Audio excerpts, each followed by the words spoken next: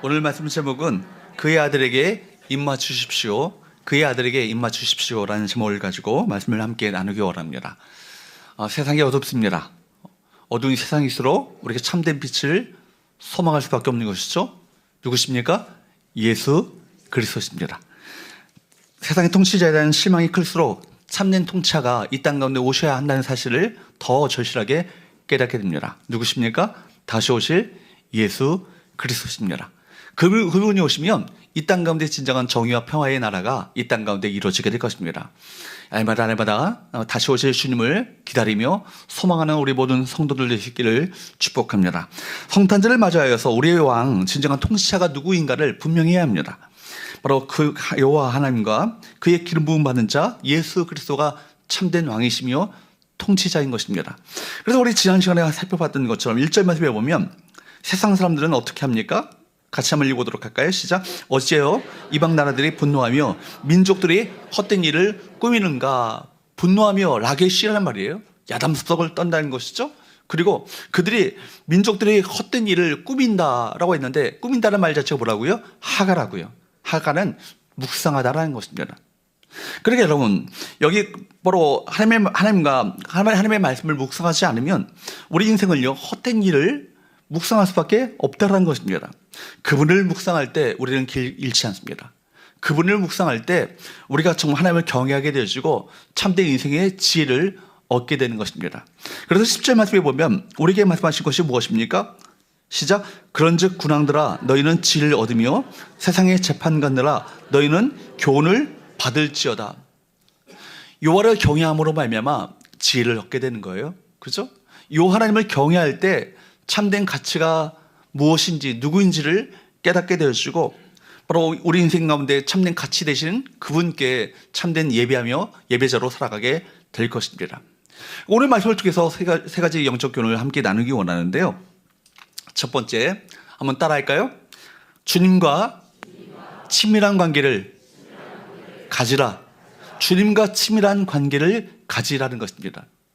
주님께서는 특별히 12절 말씀에 보면은 그의 아들에게 입맞추라 라고 말씀하시거든요. 12절 말씀을 한번 볼까요? 시작. 그의 아들에게 입맞추라. 그렇지 아니하면 진노하심으로 너희가 길에서 망하리니 그의 진노가 급하심이라. 여호와께 피하는 모든 사람은 다 복이 있도다. 그의 이 아들에게 입맞추라. 무슨 얘기예요? 그분과 친밀한 관계를 가지라는 것입니다. 입맞추는 것은 뭘 의미합니까? 친밀한 관계를 의미하는 것이고 사랑하는 관계 속에서 입을 맞춥니다. 여러분 그렇기 때문에 그의 아들에게 입맞추라는 것은 예수님과 친밀한 관계를 가지라는 것입니다. 여러분은 예수님과 입맞추고 계십니까? 예수님을 사랑하고 매일 주님과 친밀한 관계 가운데 거하고 계십니까? 신앙생활의 본질은 무엇입니까? 관계입니다. 여러분 주님과 입맞추는 것이 신앙생활이에요. 다시 말해서 주님과 친밀한 관계를 맺고 매일 그분과 동행하며 삶을 살아가는 것이고 그분의 인도의 가운데 살기를 기뻐하는 것이 신앙생활의 본질인 것입니다. 다윗은 하나님께로부터 뭐라고 평가를 받았습니까? 하나님의 마음에 맞는 사람이라고, 하나님의 마음에 합한 사람이라고 인정을 받았습니다. 그가 많은 전쟁에서 승리를 거뒀기 때문에 하나님께서 그를 기뻐하신 것이 아니에요. 뭐예요? 그 근원은요 바로 하나님의 마음에 맞는 사람이라고 그 평가를 받았던 것은 하나님과의 친밀함에 있었던 것입니다. 골리앗이 하나님의 이름을 조롱할 때 다윗이 어떻게 하죠? 여러분 많은 사람들이 그 당시에 골리앗이 하나님의 이름을 조롱할 때 그 상황에 대해서 어느 누구도 여러분 거기 앞에 감히 나서는 사람이 없었습니다. 그런데 다윗은 그 안에 거룩한 분노가 일어났던 것이죠. 거룩하신 하나님의 이름이 훼손당하고 조롱당하는 것을 견딜 수 없었습니다. 왜 그렇습니까? 주님과의 친밀한 관계 가운데 있었기 때문입니다. 다윗은 또한 자기가 함께 하시는 하나님이 누구신지를 알았기 때문에 골리앗 따위야, 그죠? 아무것도 아닌 것이죠. 하나님을 보는 눈이 커지게 되니까 세상을 바라보는 눈이 작아지게 되는 것이죠. 그래서 하나님을 사랑하는 사람은요 그분이 소중히 여기시는 것을 생명을 겁니다. 거기에 목숨을 거는 거예요. 그분의 이름이 훼손당하는 것을 견딜 수 없어 하는 것입니다. 그분이 내 생명이요 내 생명보다도 더 가치 있는 복 있는 인생인 것을 알기 때문에 그렇기 때문에 여러분 전부가 되신 그 하나님께 모든 것을 걸며 그분을 의지하는 삶을 살아가지 않겠어요? 여러분 사랑하는 우리 예수님께 여러분 이 예배가 예수님께 입맞춤이요. 전화를 끊으시죠. 예, 전화를 끊으시죠. 예. 그분께 우리가 모든 것을 드리는 이 복된 시간 될 수 있기를 주으로 축복합니다. 기도와 찬양은요, 하나님께 드려지는 가장 친밀한 행위인 거예요. 기도와 찬양은 나의 영과 하나님의 영이 하나 되어지며 연합되는 시간이 기도하는 것이고 찬양하는 것입니다. 사랑하는 여러분, 하나님과의 친밀함을 놓친다면 그때부터 신앙은요, 위기를 맞습니다.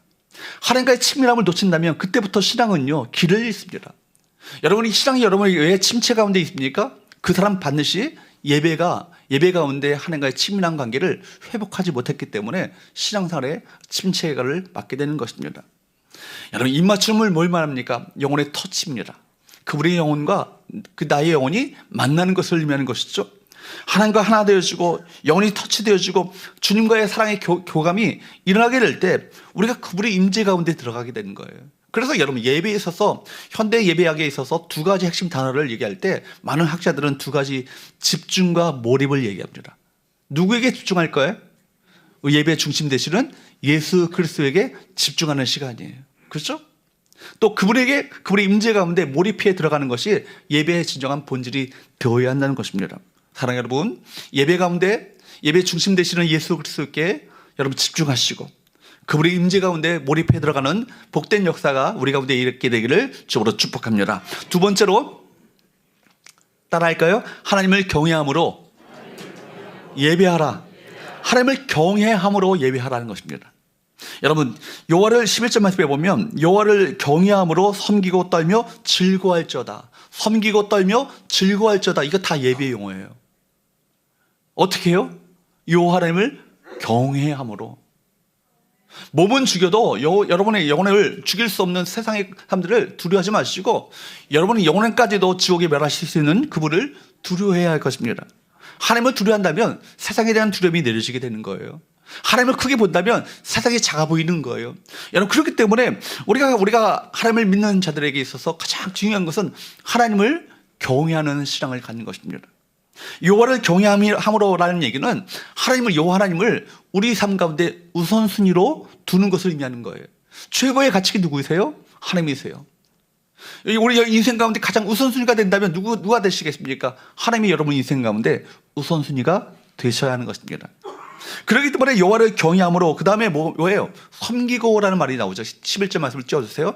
섬기고라는 말이 아바드란 말이에요. 아바드라는 말이 뭘까요? 예배하다라는 말입니다. 예배하다. 그러니까 여호와를 섬긴다는 말은요, 다 여호와를 예배한다는 말이에요. 여러분, 여호와 하나님을 예배하고 그 다음에 어떻게 해요? 떨며 즐거워할저다. 예배를 드리는 자들의 마땅한 태도를 의미하는 것 아니겠습니까? 여러분들이 왜 손을 들어 찬양합니까?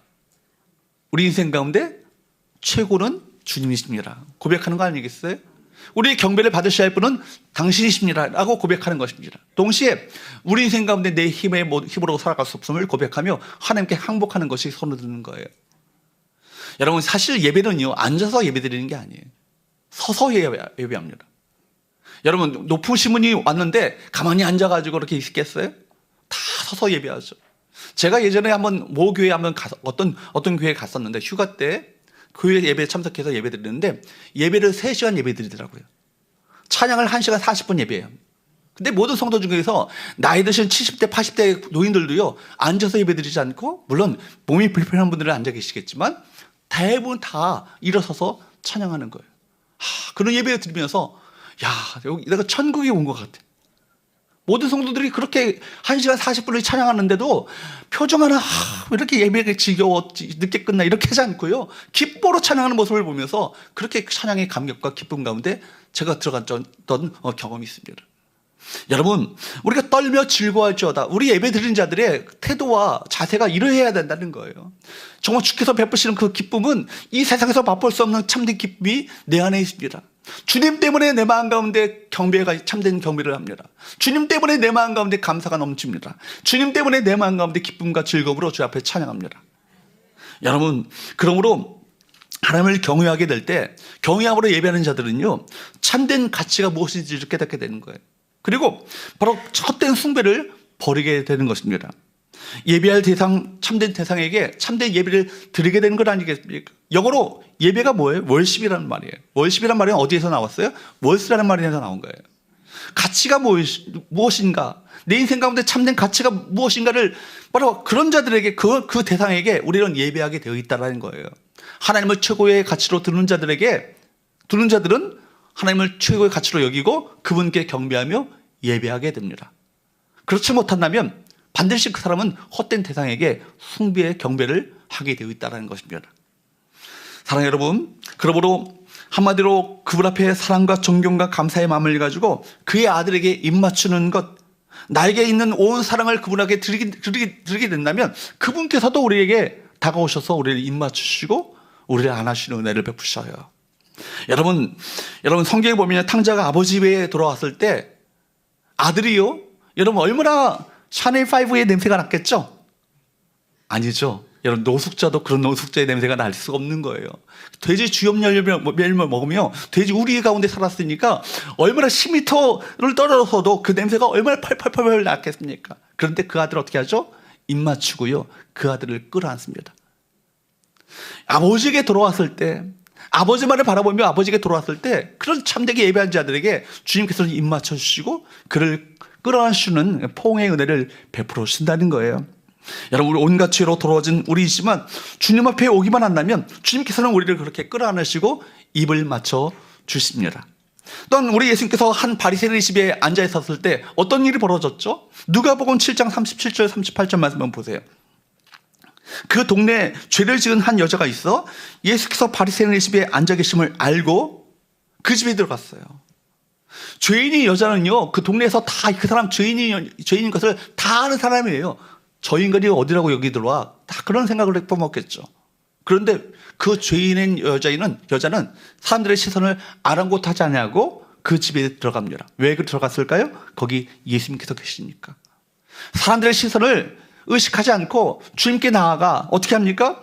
예수께서 바리새인 집에 앉아 계심을 알고 향유 담은 옥합을 가지고 와서 38절부터 한번 읽어보도록 할까요? 시작. 예수의 뒤로 그 발 곁에 서서 울며 눈물로 그 발을 적시고 자기 머리털로 닦고 그 발에 입맞추고 향유를 부으니, 여러분 눈물로 예수님의 발을 적시고 머리털로 닦고 그 발에 입을 맞추고 옥합을 깨뜨려서 향유를 다 부어드립니다. 집주인이었던 바리새인은 성경에 보니까 그걸 바라보면서 불쾌하게 여겼어요. 그런데 주님께서는 그걸 바라보시면서 뭐라고 합니까? 그가 나를 많이 사랑한다, 그렇게 인정해 주셨습니다. 여러분, 이것이 예배의 모델이에요. 예식에 참석하는 것이 아닙니다. 하나님의 이름을 찬양하며 감격의 눈물을 흘리며 하나님을 사랑하기 때문에 정성껏 준비한 예물을 아낌없이 주 앞에 드리며 하나님의 말씀을 마음을 열고 여러분 받는 것, 이것이 예배의 모습 아니겠습니까? 하나님께 경외함으로, 전심으로 사랑함으로 예배 드리게 된다면 어떻게 될까요? 하나님을 바라보는 눈이 열리게 되는 거예요. 여러분, 모든 것이 달라지게 됩니다. 세상은 다 작아지고요, 하나님께서 그렇게 크게 볼 수가 없는 거예요. 하나님을 크게 보는 믿음 가지고 세상에 나가서, 그죠? 우리가 믿음을 가지고 살아간다면 세상은 작아 보이게 되는 거예요. 예배 드리기 전에는 삶의 문제가 그렇게 큰 것 같고 사람들이 주 앞에 나올 때 여러 가지 일로 마음이 상했을지라도 참된 예배를 경험하고 참된 예배를 맛보게 된다면 여러분 달라지게 되는 것입니다. 상하고 지친 마음을 가지고 나왔다 할지라도 환경이 달라진 건 아니겠죠. 환경을 바라보는 눈이 달라지겠죠. 이 상황 또한 누가 통치하신다? 하나님이 통치하신다. 이 상황 또한 누구의 컨트롤 가운데 있다고요? 하나님의 컨트롤 가운데 있다는 것을 깨닫게 되었으며 오히려 어려운 환경 속에서도 주님을 찬양하며 경배하며 감사하는 믿음으로 살아가게 될 것입니다. 여러분, 그 믿음의 눈이 여러분 가운데 열려지게 될 점으로 축복합니다. 마지막 세 번째, 여러분 예수님께 입맞춘다는 것을 뭘 의미합니까? 따라할까요? 하나님께 복종하라. 하나님께 복종하는 거예요. 신하가 왕의 발 앞에 입을 맞춘다는 것, 뭘 말하는 것이죠? 그분만을 따르며 섬기겠다는 충성의 서약이에요. 이것이죠. 우리 주인이 바뀌었잖아요. 정권 교체가 일어났습니다. 이제는 내가 내 삶 가운데 주인이었는데 그 배후에 누가 있습니까? 사탄 마귀가 있었던 것이죠. 그러나 내 마음의 주인의 권세가 언제 가운데 누가 올라오셨습니까? 주님께서 올라오셨습니다. 그렇다면 이제는 주님만을 섬기느라고 이제는 사탄마귀의 지배를 받지 않고 주님께 충성하겠다는 이 고백이 우리 가운데 있어야 되지 않겠습니까?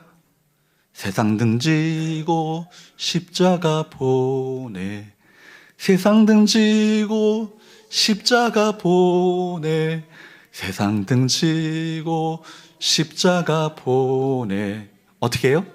뒤돌아서지 않겠네.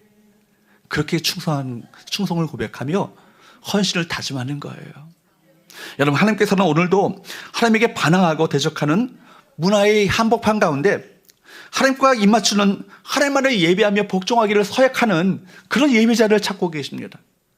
그래서 진정한 예배는요, 하나님의 말씀 앞에서 전적으로 순복하는 거예요. 여러분 왜 안 달라져요? 여러분 인생 가운데 왜 복종이 변화가 없습니까? 하나님의 말씀 앞에 온전한 복종이 없기 때문에 그래요.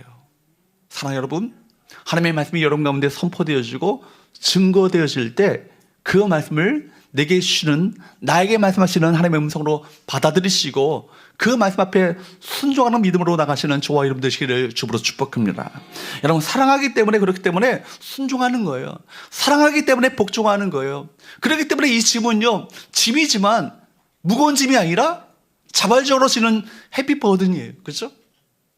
여러분, 신앙생활이 바로 그렇습니다. 하나님과의 거룩한 입맞춤, 그분을 알아감으로 그분과 친밀함을 누리고 그분을 경외함으로 예배하며 그분의 주권 앞에 기꺼이 순종하기를 결단하는 예배가 이루어지게 될 때, 여러분, 그것이 주님이 찾으신 예배고 신앙생활의 절정 아니겠어요? 거기에 진정한 행복과 만족과 기쁨이 있는 것입니다. 우리 호산나 찬양대가 있다고 찬양할 때 그냥 노래만 잘하서는 안 되는 거예요.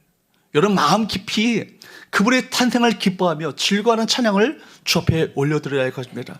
여러분의 표정 하나하나가 정말 기쁨의 찬양이 되어야 될 것이고, 바라보는 우리 성도들도 저렇게 기쁨으로 찬양하는 거구나, 모델을 보여주셔야 되는 거예요. 찬양을 이렇게 하는 거예요. 이렇게 한번 보여주셔야 되는 거예요. 사랑하는 여러분, 하나님을 전심으로 사랑하며 그분과 거룩한 입맞춤을 하게 될 때 거기서 오는 즐거움은요, 세상에서 어떤 것과 경험하는 어떤 것과도 비교할 수 없는 것이 될 것입니다. 이런 즐거움을 맛보지 못한다면요, 그 사람 어떻게 해요? 반드시 세상 것 찾게 되어 있습니다. 세상에서 세상의 즐거움을 찾지만 그 뭐예요? 여러분, 다시 목마르게 되어지는 세상의 물 아니겠어요?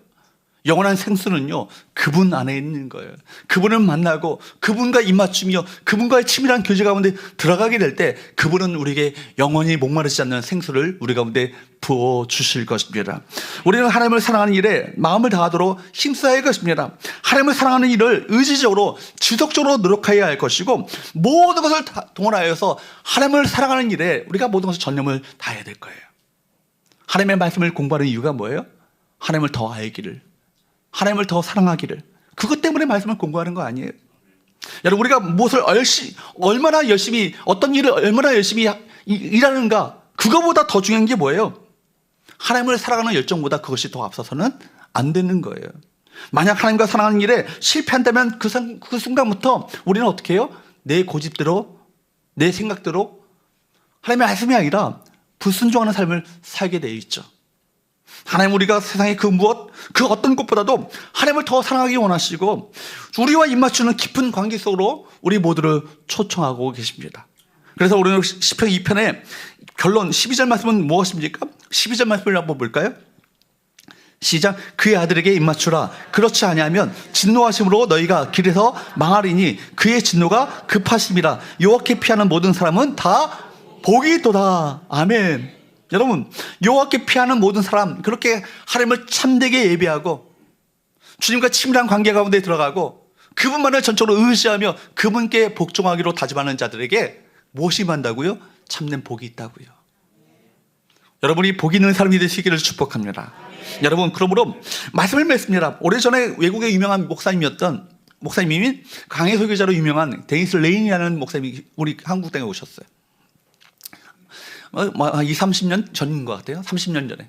그때 오셨을 때 한국의 여러 큰 교회들을 방문하시면서 그분이 말하신 것이 있어요. 아, 교회는 크고 사람들은 많이 모이는데 꼭 예배가 예수님 추도식 같다고. 예수님 추도식 같다고. 무슨 얘기겠어요? 성도들이 마음 가운데 기쁨으로 예배하지 않는 거야. 그냥 거룩한 그것은 세레모니에 예식에 참석하는 것처럼 그렇게 예배한다는 거예요. 그렇지 않아야 되죠. 적어도 성교회 우리 성도들만큼은 기쁨으로 자유함 가운데 주 앞에 찬양하며 경배하는 복된 은혜가 있게 되기를 주로 축복합니다. 그런 예배를 찾고 계신 거예요. 그런 예배 가운데 우리를 만나시기 원하시는 거예요. 여러분, 성탄의 주님께서 이 예배 가운데 임재하셔서 각 사람 심령들을 만나시는 복된 은혜가 있어야 될 것이고, 이 성탄절을 통해서 다시 한번 깨닫게 되는 것은 초림의 주님으로 오신 예수님께서 이 땅 가운데 이제는 최후의 심판자 통치로 이 땅 가운데 다시 오신다 라는 그 기대와 소망을 가지고 예배하시는 우리 모든 성도들 있기를 주로 축복합니다.